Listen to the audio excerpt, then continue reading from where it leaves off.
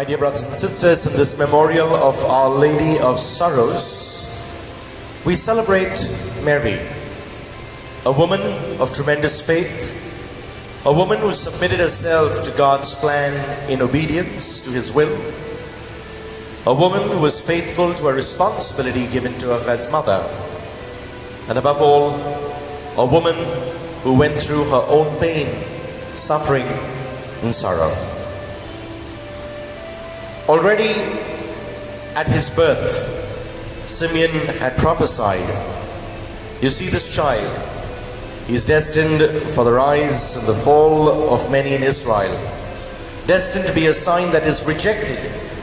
And he went on to say, "A sword will pierce your own soul too, so that the secret thoughts of many may be laid bare." A prophecy that was fulfilled when Mary stood at the foot of the cross, watching in her own agony and pain the death of her only son. At Bethlehem, my dear brothers and sisters, Mary gave Jesus to us as Savior, as Son, as salvation. At Calvary, Jesus gave Mary to us as Mother. What a great exchange of gifts. And therefore this is what we celebrate. A woman, a mother, going through silently her own pain, her own struggle, her own suffering. And today, while we remember what Mary has gone through in her own life, I'd like to think of so many mothers who share this beautiful relationship with their children. I'd like to think in a very special way of mothers who lost perhaps a child or their only child, maybe at an early age, maybe later on in life. A mother who suffers the separation of a child. It could be because the child has moved abroad, the child has got married and decided to live independently, or maybe because a child has gone astray.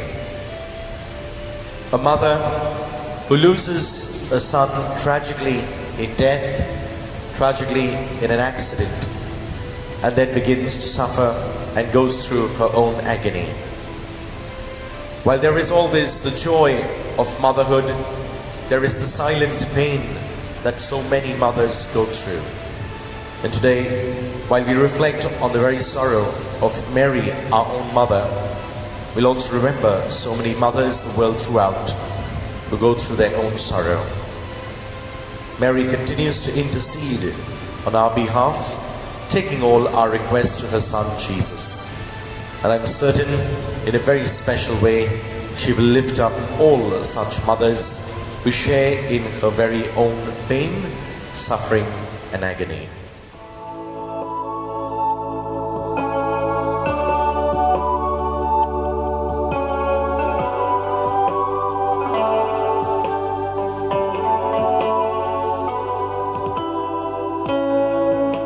God bless, and do have a Jesus-filled day.